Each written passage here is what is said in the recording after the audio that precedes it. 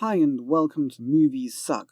Now, what with all this COVID-19 stuff, films have not been released as often as we would have all liked. So, we've had quite a wait for a new release. Well, that wait has been rewarded by Russel Crowe and his new movie Unhinged. Now, I had heard about this movie a while ago, and I was interested in seeing it, but due to various circumstances, it just completely slipped my mind. Which was a shame, as if there's one thing I like, it is a suspense movie. Suspense is quite possibly my favourite genre, and within that genre, one of my favourite things is the classic cat and mouse car chase, which is why the movie Duel is a go-to movie for me. Unhinged has aspects of this, though not as much as I would have hoped from my impressions of when I first heard of it. It really did seem like it was going to be a back-and-forth movie between a psychotic road rager and his victim, who is simply trying to find a way of surviving a situation that somehow keeps turning against her. And yes, that sounds like it would be a bit contrived, but honestly it would have been far less contrived than the plot this movie actually went with.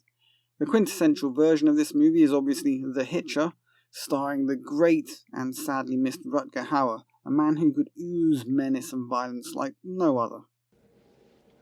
Very smart kid. Figure it out.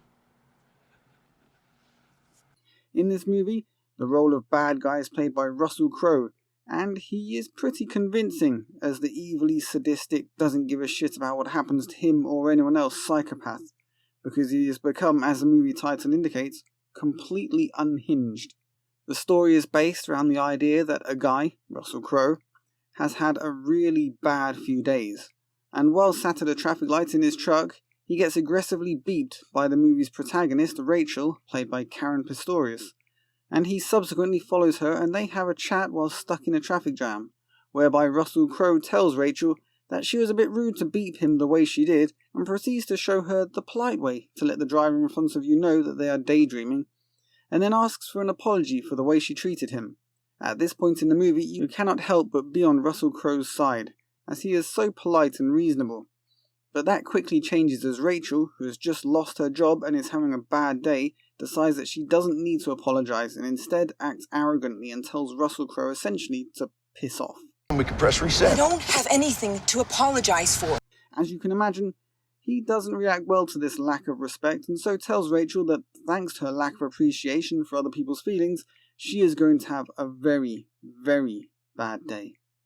And this small interaction, that's happened to most of us at some point, sets off a series of events that are at times so ridiculous and overdone that you just can't take it seriously. Yet we all know that there are some real crime cases out there that have perpetrated each of the things shown in this movie, just not altogether like this. The events that lead Russel Crowe's character to the point at which he is willing to do anything to anybody who has annoyed him are remarkably mundane and commonplace.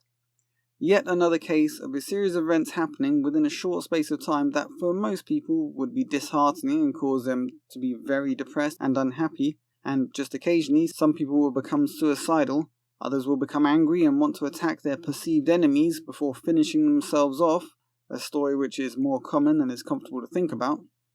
What feels strange about this movie is that he would become so sadistic with someone he didn't even know or have any kind of relationship with. He wasn't apparently a psychopath before his recent problems, so why did he become so enraged that he'd want to hurt those who were not even directly involved with his dispute with Rachel?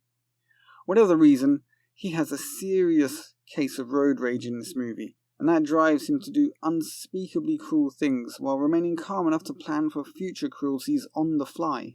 Rachel, on the other hand, acts in a way that you would basically expect her to act. She is at first disbelieving that this is happening. Then, after an event at a garage while getting fuel, she is horrified by what is happening.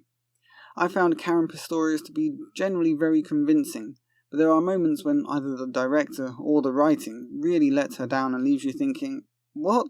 Why the hell did she do that? While I am on the subject of the writing, I would like to say that the characters are quite well thought out, and the acting is good. But the movie feels over-dramatized, which would have been fine had this movie been intended to feel unlikely and purely fantasy, but clearly they wanted this movie to appear as though it was something that really could happen, but it then makes the characters do things that are just stupid or things that are too well planned and unlikely. The one thing that really got to me as just being so very, very unlikely that I just couldn't get over it was that Rachel has a tablet that can take a SIM card and act as a mobile phone. Now, in reality, these tablets exist. You can find them on eBay or Amazon. They're usually cheap knockoff type things. But they are not the norm, and if you are struggling for money as a single parent, then keeping a random mobile phone plan going that you're using just for your tablet is very unlikely. Perhaps there are good reasons for why this tablet exists within the movie, but considering the movie hinges on this tablet's existence, I just can't let it go, and it annoys the hell out of me, and makes this movie even less believable. And so, my verdict is that if what you are looking for is a suspense movie that keeps you on the edge of your seats with its truly eerie feel and heart-stopping moments of terror and horror, well then watch Rutger Hauer's The Hitcher. It has all of those in spades. If what you are looking for is a classic chase and suspense movie where the protagonist is hunted down and taunted, harried and singled out for a long drawn-out destruction, then look no further than Steven Spielberg's classic movie Duel. But if what you are looking for is a movie that is not too long because you have other things to do, or maybe you just want something to watch while you eat your lunch, or maybe, just maybe, you are bored as hell and don't care what you put on the idiot box, well then don't watch this. Watch The Hitcher or Duel, or if you're a bit of a connoisseur then check out the original 1958 The Hitchhiker, directed by the wonderful Ida Lupino, because, as we know, women never achieved anything until social justice warriors made it possible in 2014. Certainly not directing movies or anything. You will not be disappointed by any of these movies. Whereas Unhinged is likely to leave you wanting. It's not a bad movie, but in this genre it just doesn't even come close to its rivals. And as a quick aside, what the hell happened to Russel Crowe?